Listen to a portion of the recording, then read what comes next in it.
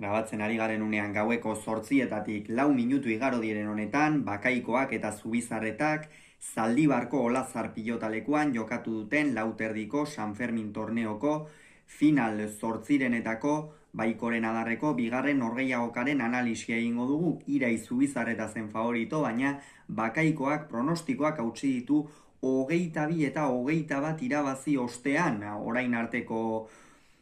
orain artean analisiak egin ditun bi norgehiagokek ez gaituzte asebete, eren egun Urrestian Dariok erraz irabazi zion Eigureni eta atzo Elordik beste horrenbeste egin zuen Barainainen Salaberriaren aurka. Gaurkoa berriz bete-beteko partida izan da hasieratik bukaera arte. Gogoratuko dugu biek ala biek ostiralean jokatu zutela Etxarri Aranatzen, jaialdi berdinean. Batetik Joanes Bakaikoak Asier Agirre menderatu zuen 22 eta 20 partida estu baten ostean, errazago emaitzari begiratuta bintzat irabazi zion Irai Zubizarretak Beñat Senar herritarrari 22 eta 8, beraz biak gaurkoan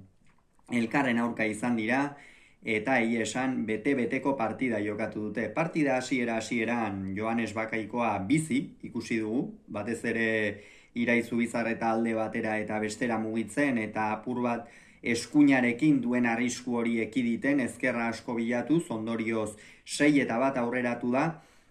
eta hor posible zen, ez da, Zubizarretari zalantza batzuk edo sartzea, sakea etzuelako hartua eta abar, eta sakea atera duen horretan ere ez duelako mantentzea lortu, baina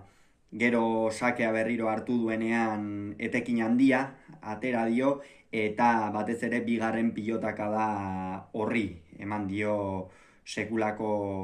atera dio sekulako etekina. Zubizarretak hor izan da nolabaitean Zubizarretak norgehiagokari buelta eman dion une nagusia. Bila oso ongi joan da, eta Joanes Bakaikoaren aurka horixe egin behar da. Bai baitakizu, tantoa asko gortzen bada, berak eramateko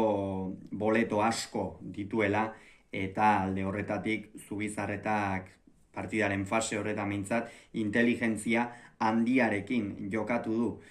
Gerora baina partida oso estu joan da, ikusten zen Zubizarreta behar bada fisikoki eta hobetoxeago egon zitekeela, bien aurpegiei eta uspoari eta tantoa jokatzeko erari begiratuta. Normala da, egin batean Bakaikoaren partida 22 eta 20 amaitu zen, Zubizarretaren 22 eta 8, eta horrek fisikoki erasateaz gain mentalki ere beti erasaten du ez, askotan kontzentrazioak eta bar,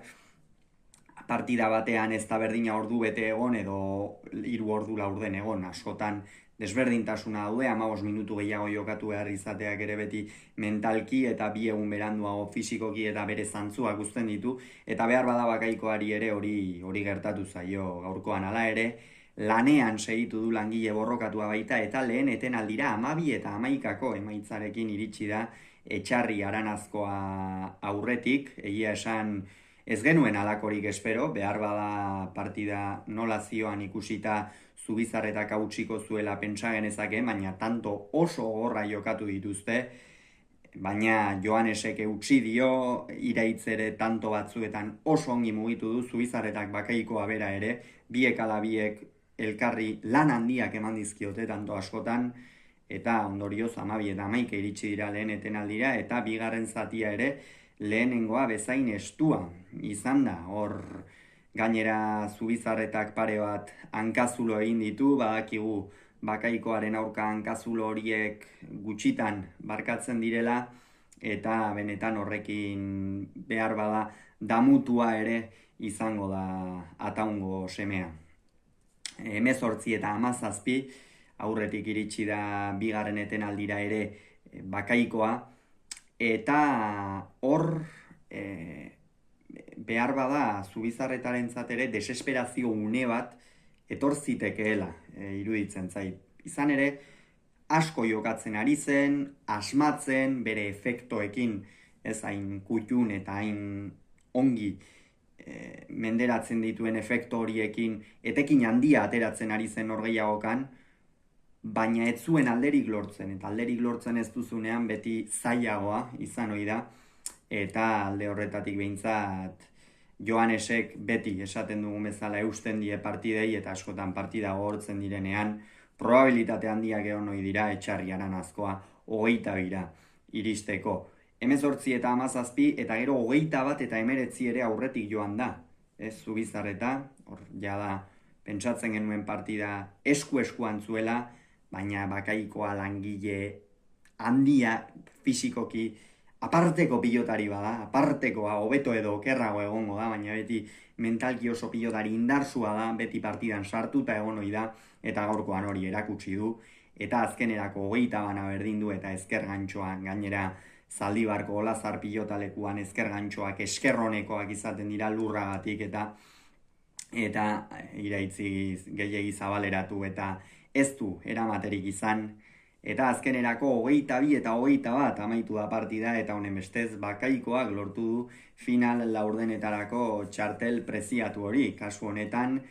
asteartean Hernanin, San Juan egunez, ez San Juan jaien barruan, ez San Juan egunez, San Juan jaien barruan kuadrilen egunean jokatuko dute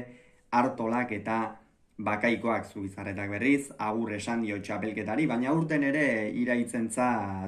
ilusio handiko uda izango da, zalantzari gabe, lehenengo aldiz hariko baita txapelketa luze batean, aurten gogoratu behar baita, eta horren inguruan aurrera xeago hitz egingo dugu, Masters CaixaBank txapelketa bitan banatu dutela, maila nagusikoa eta B-seriekoa, Iraiz Zubizarretak B-seriekoan jokatuko du, Inigo Bikuñarekin batera,